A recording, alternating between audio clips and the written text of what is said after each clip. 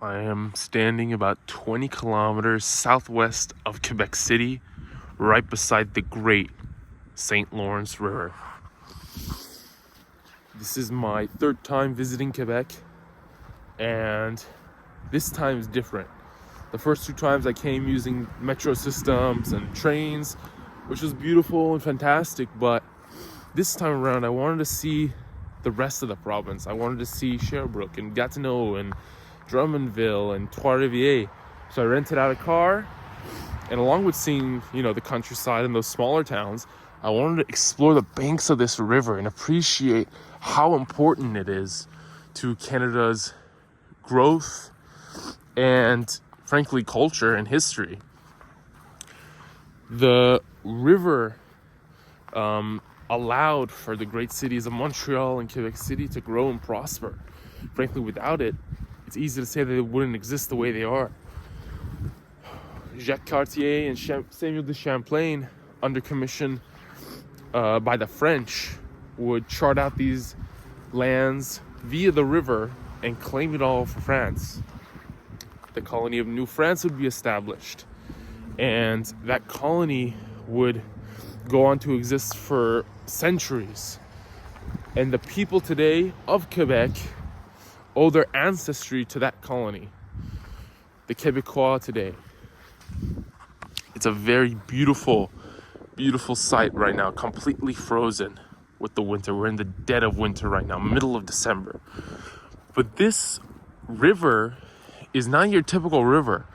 It's great and beautiful and massive and whatever, and is home to one of the largest estuaries in the world.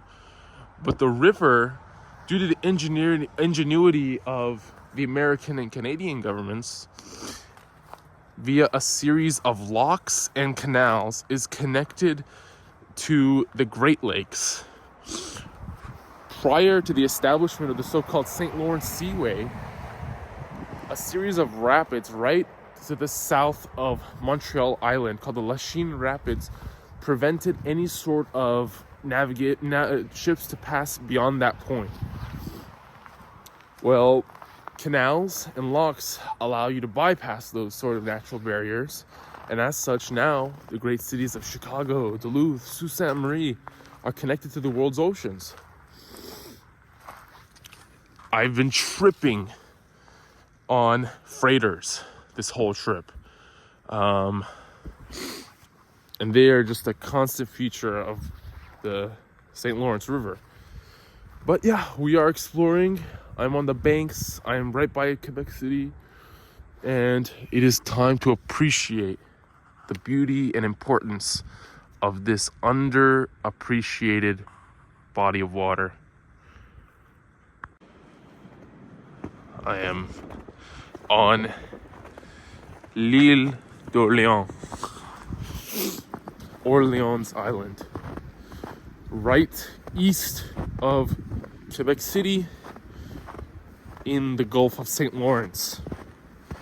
When Jacques Cartier first arrived in this part of the world to claim it all for France, the first peoples and lands he encountered were not of the St. Lawrence Valley, but they were of today's Canadian maritime provinces: New Brunswick, Nova Scotia, Prince Edward Island, Île de Montréal, Newfoundland, and including where I'm at right now, l'Île d'Orléans.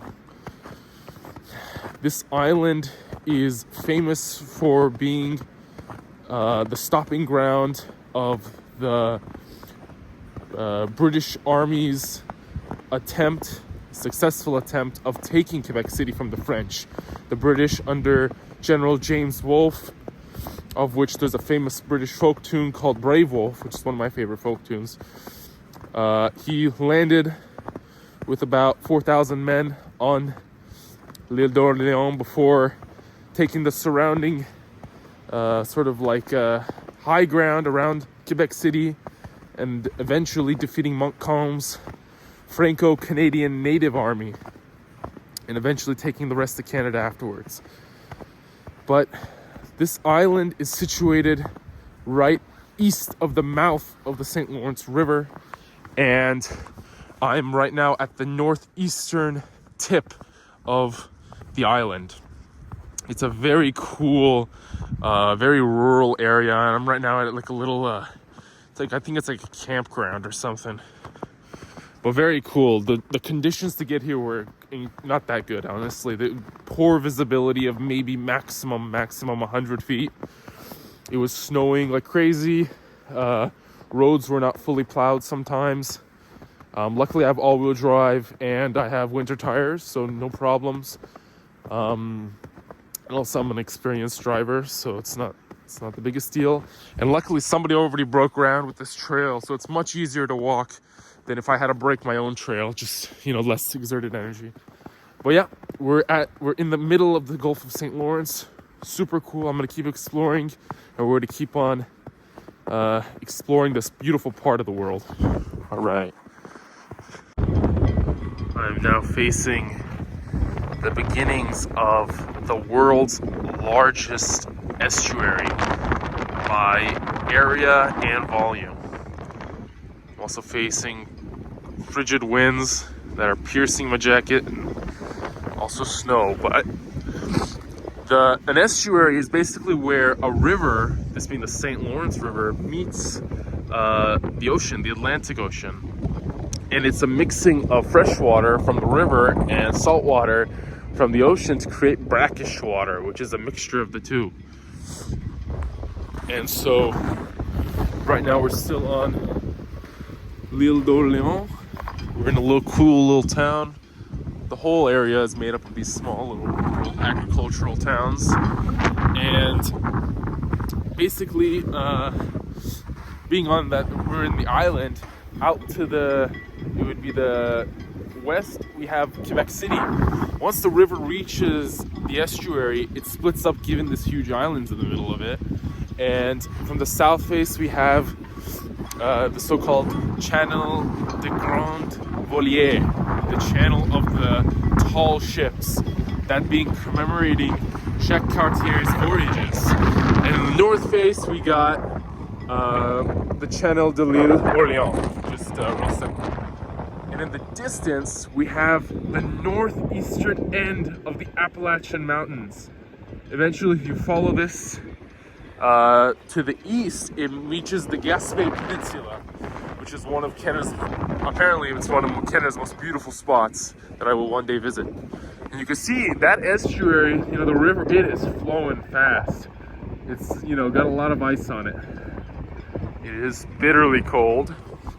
But yeah, it's really cool. This island, you can see the remnants of the Seigneurial system, which is how France, when New France was being established, allocated land to settlers. Basically, seigneurs, which are lords, would be given plots of land that had coastal access, and they would then divvy up their lands to essentially serfs, in a way, who would, tend to the land and grow agriculture and whatnot.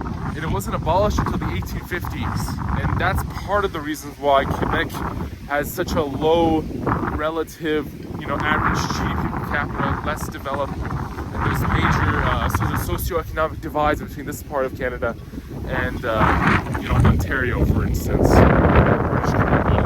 which didn't have to deal with that system, that feudal system. Just a very cool little history lesson. And the beginning of the massive estuary, one of the biggest in the world.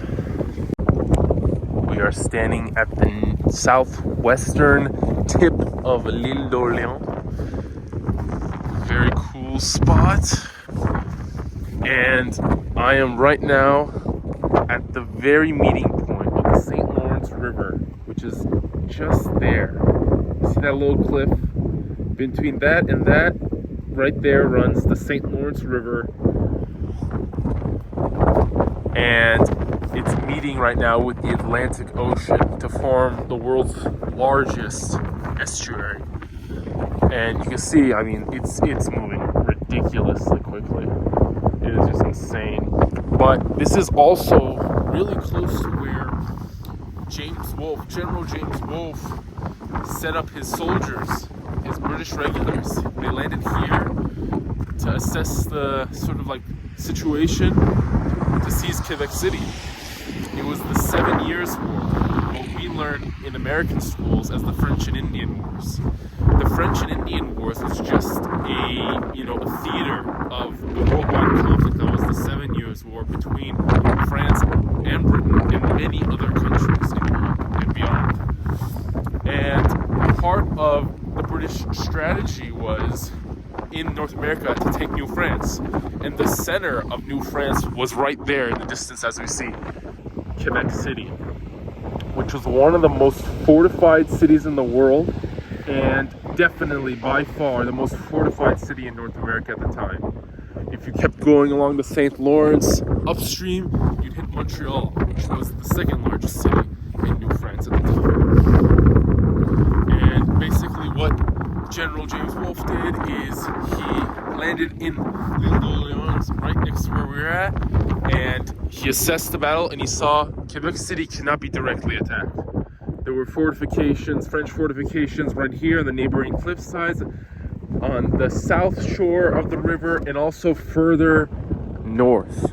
And so what he did is he first seized these highlands right here. He seized those highlands and made batteries that began to bombard the city itself, which was heavily defended. And also the British Armada poured in fire as well. Eventually, they were able to get through the choke point that was defended by cannon, and they went down upstream the river and landed troops behind the city, to the west of the city, and they advanced. General James Wolfe's men were met by Montcalm's Franco-Canadian Native Army, and it was about a 15-minute battle. The French had, overall, less disciplined troops, a lot of militia, a lot of native troops, and they broke after the first or second volley. In the fighting, James Wolfe dies, and Montcalm, General Montcalm of the French, the Marquis de Montcalm, he dies as well. It's famous for being a quote-unquote, if there's such a thing, an honorable battle. And one of the few war statues that commemorate both sides is actually in the city of Quebec. But yeah, just a cool beginning of the estuary, the beginning of the Atlantic Ocean over here, and the end of the St. Lawrence River, the freshwater system. We are in Old Quebec, Quebec City. And that is a freighter that is leaving now the St. Lawrence River. This will eventually go down, hit Trois-Rivières, hit Montreal, and now it's heading out into the world's oceans. Over there is where I was standing to get the view from afar of Quebec City, and that is l'Île d'Orléans, and that bridge there, that's a very cool bridge to drive on. Highly recommend for anyone visiting. But yeah, it is incredibly busy out here. I've been here in the summertime and it wasn't nearly as crowded, I feel. And over there in the distance is a statue dedicated to the Battle of the Plains of Abraham, dedicated to Montcalm, Marquis de Montcalm, the French general, and General James Wolfe, commanding the British. Of course, the British won and eventually took Quebec City. And these are the walls. You can't really see them, but that's a bastion. These are the walls of the old city. And so James Wolfe, he basically set up the cannons on the other side and then bombarded it until the French cannons just kind of like slowly died down. But yeah, interesting vantage point of the end of the St. Lawrence River, the freshwater aspect, into the estuary, and then eventually into the Atlantic Ocean as it snows. This is just about one of the best views you can get of the St. Lawrence. I was driving from Montreal to the outskirts of Quebec City along the banks of the river when I stopped in this tiny village just across one of the major cities in Quebec, Trois-Rivières. And out there you can see Trois-Rivières. It's the 5th largest city in Quebec. In order, the largest cities in Quebec go Montreal, of course, then Quebec City, then Laval, which is like a suburb, serves as a suburb almost as Montreal, then Gatineau, next to Ontario, then Sherbrooke, and then you get Trois-Rivières. Awesome city, I'm gonna check it out later. But you can see just how huge, just how wide the St. Lawrence is. And there you can see the bridge and a freighter in the distance. You trip over freighters. I'm telling you, this is one of the major commercial sort of like hubs and transitway, the port of Trois-Rivières right there in North America. This is one of the most busiest shipping lanes, and the beautiful bridge. But basically, I think this is a perfect spot to talk about the development of New France. So Jacques Cartier discovers this area. He sails down up until Montreal, where the Lachine Rapids hold him back. He charts that out a little bit. A couple decades later, Samuel de Champlain, the guy whose name is what Lake Champlain is named after, if you're familiar with the city of Burlington, Vermont. He comes down and he continues to explore the region, and he founds Quebec City in 1608. Jacques Cartier had made a few small settlements, but the official city of Quebec City was founded on 1608 by Samuel de Champlain. And he's sort of known as the father of New France because he's an incredibly skilled administrator. And so he sets up the government, and he sets up a lot of the foundations of how France will end up running the colony. And New France is really interesting because New France is incredibly different from the other European colonies. Basically, think about it. When Jacques Cartier and Samuel de Champlain were coming here, obviously, just like the rest of the Americas, this whole area was inhabited by First Nations. What we call American Indians or Native Americans in America, the Canadians tend to call First Nations. Just an interesting side note. When Jacques Cartier arrived, around what's today New Brunswick in the Maritimes, in Newfoundland and Nova Scotia, he encountered the Micmac people. But as they reached what would later be Quebec City and Montreal, these lands along the St. Lawrence were occupied by peoples known as the St. Lawrence Iroquois, not to be confused with the Iroquois Confederation of what would lay around the Great Lakes in New York, upstate New York. They were an Iroquoian people, not of the Iroquois Confederacy. You can think of them as like a language family, just like how there's the Algonquins and, so there's different native families, and the Iroquois were one. And there were many different groups within the Iroquois people. One of them being the St. Lawrence Indians. The St. Lawrence Iroquois. And so another group that Jacques Cartier and Samuel de Champlain really encountered were the so-called Montagnais, or the Innu people, as they're known as in their native language. Montagnais in French kind of translates to the mountain people in a way, because they'd occupied sort of like the subarctic parts of Canada. And the Innu were nomadic peoples, and they would go off and trade with peoples thousands of miles away.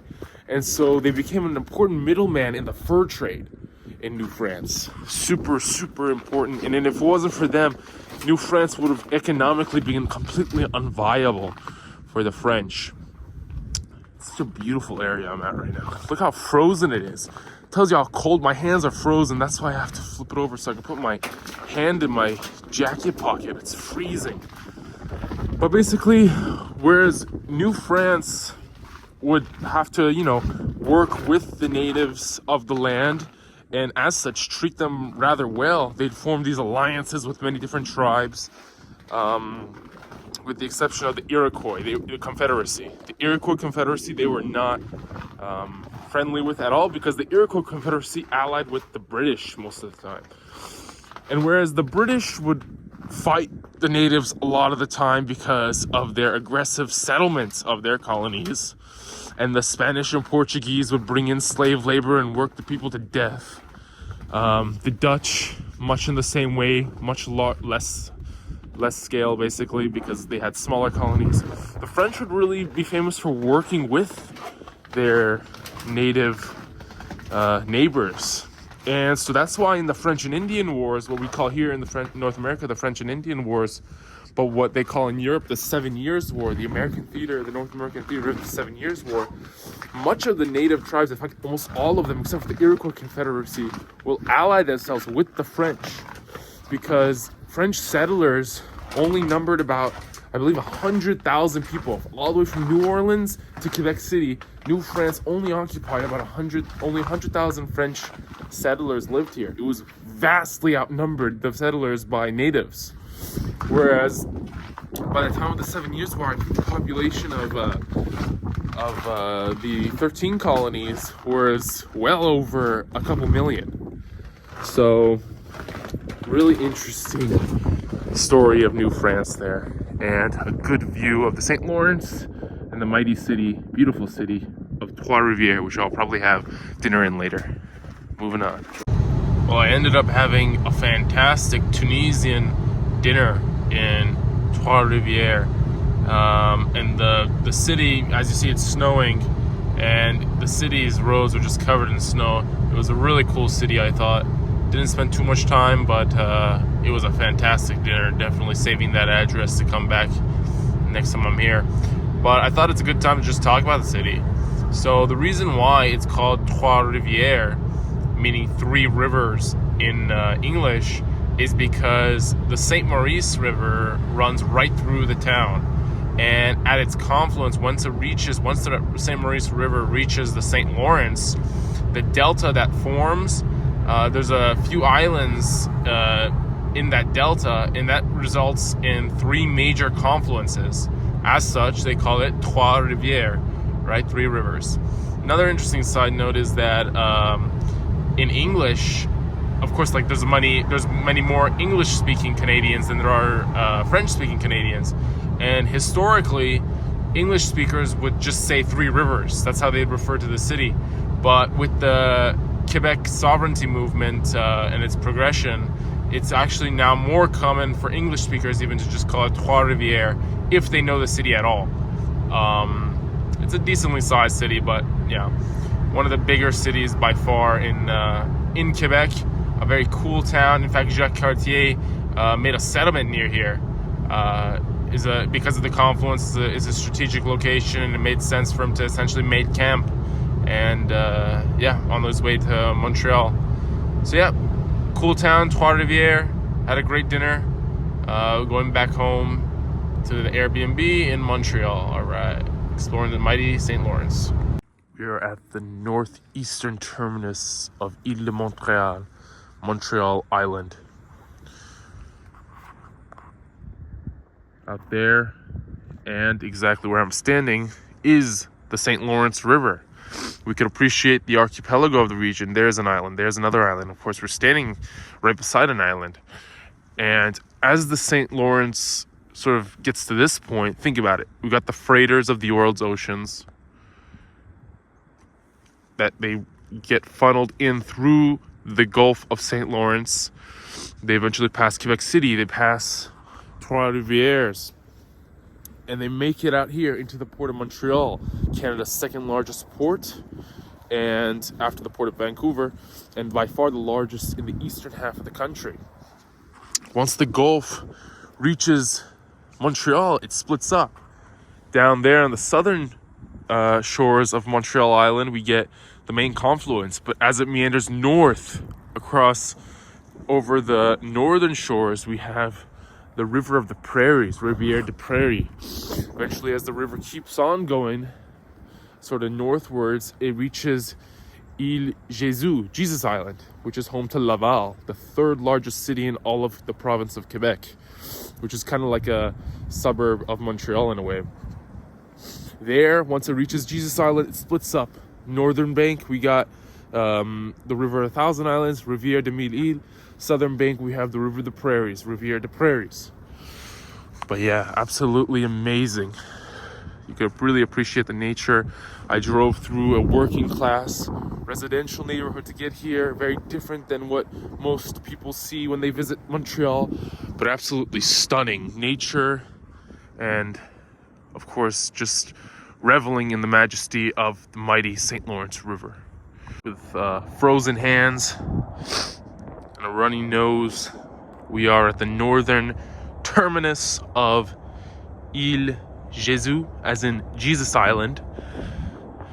Over there we have Île Montréal, as in Montreal Island.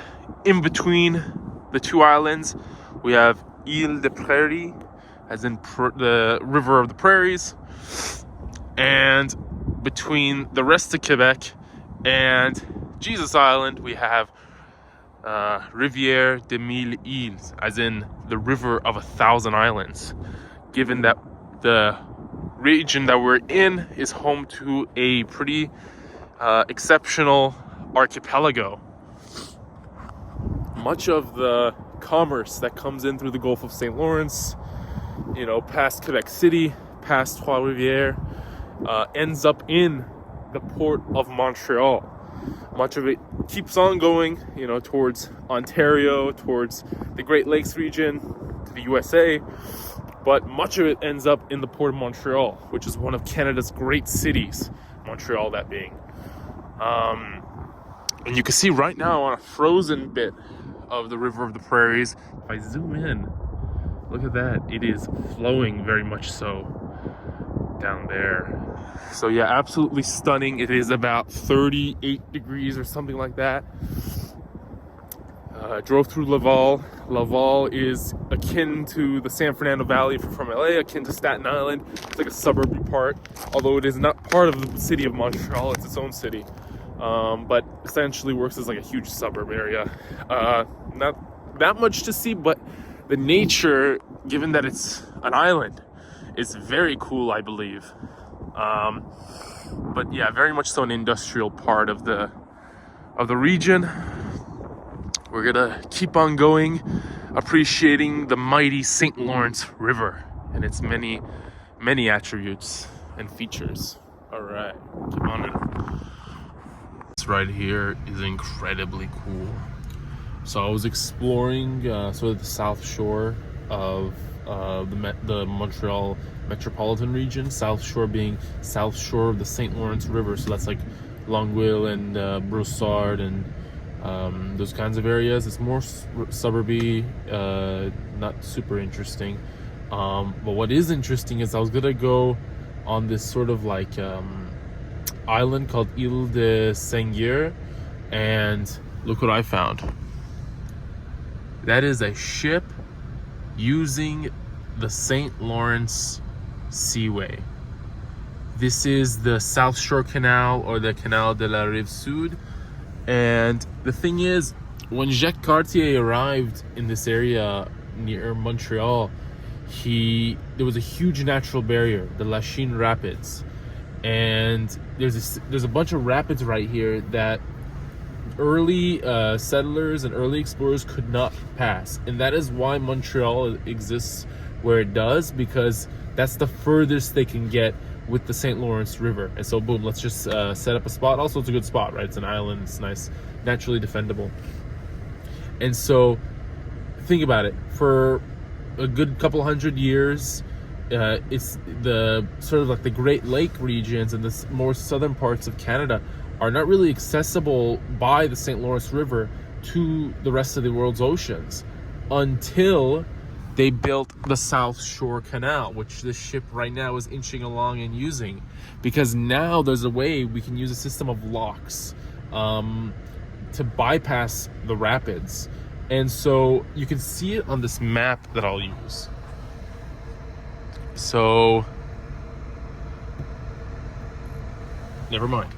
But basically, the locks is a real cool system where a ship arrives and it uses these sort of like steel walls on either side of the ship, and then it fills up with water, or it takes out water in order for a rise or a reduction in elevation. And then that way, a ship can sort of traverse the natural change in elevation that occurs from sea level to where we are now, hundreds of miles away. And so it's very cool, very interesting sort of situation we're having to deal with here. Yeah, the St. Lawrence Seaway, absolutely awesome. So I was waiting behind, that gate to open up for about 25 minutes. So I get bored, I turn off the car, I move up, I'm trying to read some signage, maybe, enlighten me. When I overhear some Persian, I'm Iranian and I'm fluent in Persian, and luckily there was some Iranian locals. And so I talked to them, and I found out that Île de Seigneurs, to pass the South Shore Canal, is basically only accessible to bikes. And so, it was a happy accident, because although I didn't get to check out that island with my car and drive across into Montreal, we got to see the St. Lawrence Seaway in action, and that really did make today for me. That was awesome, and so I'm glad I got to show that off. And yeah, the Canal de la Rive Sud, South Shore Canal, is awesome. Moving on. We are at the Lachine Rapids, a series of standing waves 2 to 3 meters tall. That is the reason why Montreal exists where it does. When Jacques Cartier started charting out this area, he faced those rapids, which prevented him from going any further upstream. Well, that was a problem that was faced by all people trying to go down up the St. Lawrence for about 200 years. There was a series of attempts to make a canal to bypass the rapids, but for whatever reason, whether war or whatnot, money, it didn't work out. That was until the War of 1812 that saw heavy Canadian and British cooperation, and we see that there's a huge need to make something to bypass this natural barrier. And so what begins to be constructed is the Lachine Canal. Now, this is the neighborhood of LaSalle. Why is that called the Lachine Rapids? Well, the neighborhood of LaSalle used to be part of the municipality of Lachine. Lachine is named La Chine, right? So China. Lachine, because Jacques Cartier thought he was going to find the way to China, essentially. And so the neighborhood's called Lachine. And yeah, just a little interesting side note. But that's why, even though we are in the neighborhood of LaSalle, which split off from the original town of Lachine, these are still called the Lachine Rapids. But by the 1820s, they built the canal, and the canal is so successful that they deepen it, they lengthen, they widen it, and a whole industry forms, a new working class forms in Montreal. And it's interesting, these rapids were such a barrier that it was more viable for people to bring in goods through the rail network into Montreal. And so part of Montreal's extreme growth actually slowed down a little bit because of the canal, because now there's not that much there's not that much need for the rail, and so it was just easier to just bypass Montreal to get through instead of just dropping everything in Montreal because of the rapids. But really interesting. So 1820s through the 1880s, 90s, the Lachine Canal is being expanded, is being developed to bypass these massive rapids, and it's a success and whatnot. But there's only so much a canal in the middle of a major city can transport. You can't do huge freighters. And so eventually the Americans and Canadians get together and they start constructing the St. Lawrence Seaway, which is what we saw down there, the South Shore Canal, the Canal de la Rive Sud. And so that's opened up in the 50s, and that makes the Lachine Canal obsolete. So now the Lachine Canal slowly dies off, nobody uses it as much, And by the 60s, it's like starting to get filled up. And by the 70s, it is closed. It's reopened about 20 years ago for recreational use, like sailboats and whatnot, and tours. But other than that, the St. Lawrence Seaway, and especially in regards to the Lachine Canal, the South Shore Canal, effectively makes the Lachine Canal obsolete. So just an interesting side note. Yeah, about the ingenuity of the Canadians and the Americans and the Lachine Rapids. Moving on. We are at an actual Iroquois longhouse. I'm right by a really annoyingly busy road. And earlier we were talking about the St. Lawrence Iroquois. Well, the Iroquois are kind of like a language family, so to speak, and also like a people group. And I was driving down along the St. Lawrence when I saw the flag of the Iroquois Confederacy. The Iroquois, in their own language, are called the Haudenosaunee. And I'm in Mohawk territory.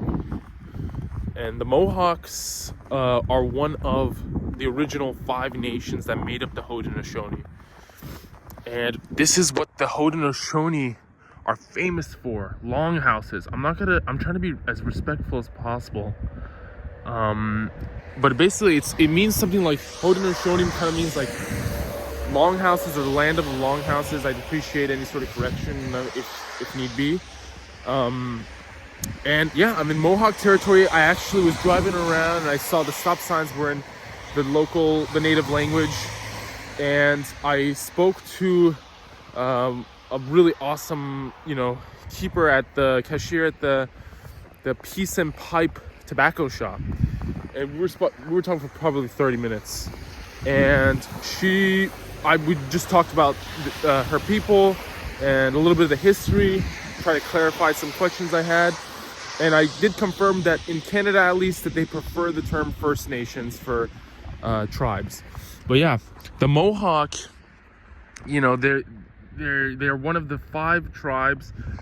And as I said, the St. Lawrence Iroquois are not of the Iroquois Confederacy, but are an Iroquoian people.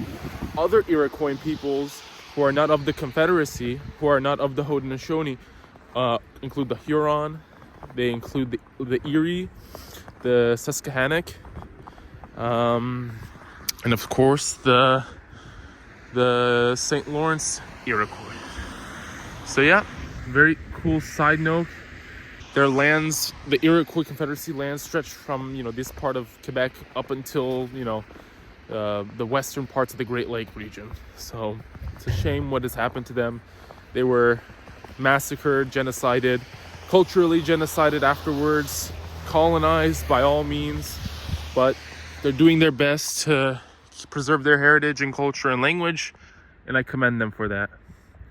If only our American and Canadian governments could discontinue their sort of marginalization of these communities, the world would definitely be a better place, and the country I live in Canada, would also be better countries as a whole for all of its citizens. All right, moving on.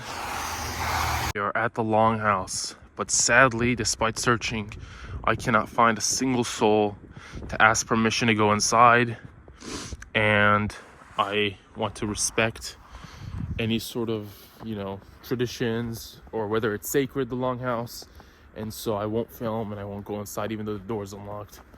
But yeah, the Iroquois Confederacy was just about one of the most powerful entities in the Americas during the colonial period.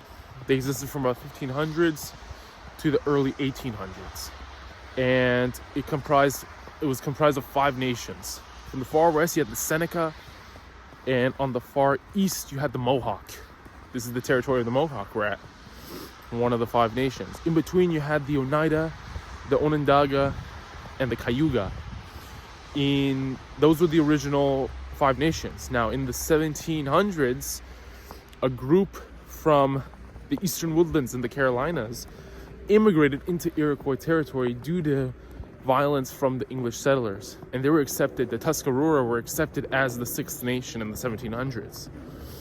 Another side note, the Cherokee of the Southern Appalachians, one of the most famous tribes of the Americas, were an Iroquois people, but they were not of the Iroquois Confederacy, like the Huron, like the Erie, like the St. Lawrence Iroquois. So it shows you how, how encompassing, how many groups were part of the Iroquois family.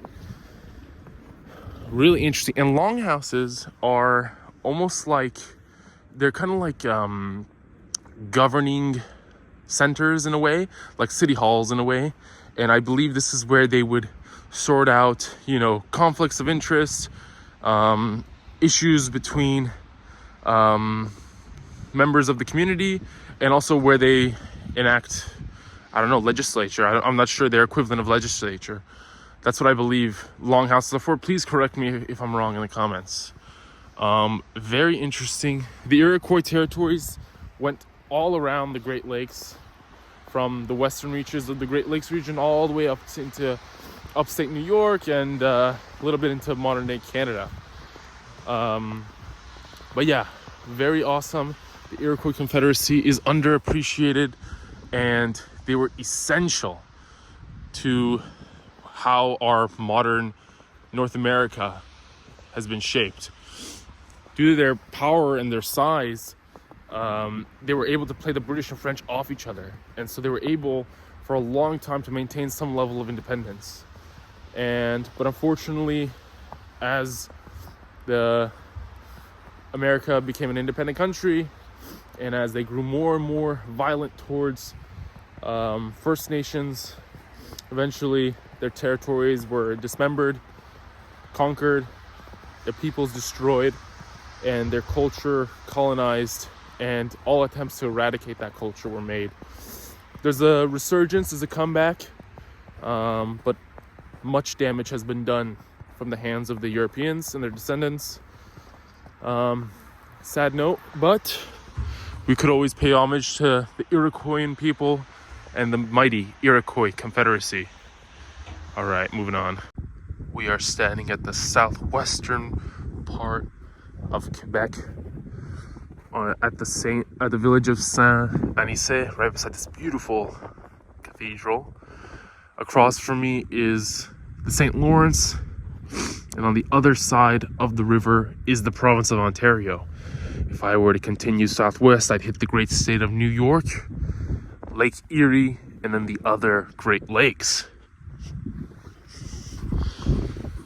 So, in the 1750s and 60s, New France falls. The British have taken Quebec City, the British have taken Montreal, and the major centers of French Canada have been lost. The French have little leverage in the negotiations, and as such are forced to cede all their territory on the continent from Quebec City down to New Orleans in Louisiana. Their only saving grace is that they're allowed to hold their Caribbean colonies, Saint-Domingue, which is today Haiti. Funny enough, that tiny colony with its sugar production was more profitable than the entirety of France's continental possessions in North America. The French were also given back the islands of Saint-Pierre and Miquelon, which they continue to hold to this day. It's actually a department of France and is similar to how Hawaii is to America. It's just a part of America. But basically, once Britain takes over New France, it is forced to quickly pass the Quebec Act in the 1770s. There is a huge French Catholic population in Quebec, and the British being Protestants, there was going to be friction, and the British foresee this, and they passed the Quebec Act, which basically grants French Catholics the same rights as the English colonists, essentially the English settlers. And so that way they're trying to incorporate the French Canadians into the British Empire. Well, it's an ingenious maneuver, because in the American Revolution, Quebec is largely loyal to the British. In fact, the Americans attempt to take Quebec City and utterly fail. with full French-Canadian support of the British, pretty much. And so we see that the American Revolution happens, America becomes independent, but Canada stays a part of Britain, with the French Canadians very much so in the fold. Well, eventually, with the story of Canada, Canada is split into two major provinces, Upper and Lower Canada. Lower Canada is actually geographically more north than Upper Canada is. That's being because Upper Canada is going to be upstream, and so it's going to be geographically lower because the St. Lawrence flows in a sort of northeastern direction. So basically, we have Lower Canada, which is downstream the St. Lawrence, and we have Upper Canada, which is upstream the St. Lawrence. And so eventually in the 1830s, there is a major revolution in Canada, and British rule is nearly dethroned. As a result, the British choose to merge the two colonies and consolidate it into Canada, and Canada soon becomes the first dominion in the British Empire. Dominionship basically means self-rule, but foreign policy and military affairs are typically controlled by London. Eventually, many other colonies in the British Empire will follow suit: Australia, New Zealand, India, Pakistan, South Africa, Newfoundland, and Ireland, the Irish Free State. Well, that's the story of Canada. We are on traditional Mohawk territory at the northeastern part of the Haudenosaunee Confederacy. It has been a fantastic trip as I oversee the partially frozen, partially flowing St. Lawrence. We appreciated the natives of this land, the First Nations. We appreciated the mighty splendor of the St. Lawrence River, the ingenuity of humanity with the creation of the St. Lawrence Seaway, and also the history of New France and of North America. Beautiful. All right. See you later on the next trip.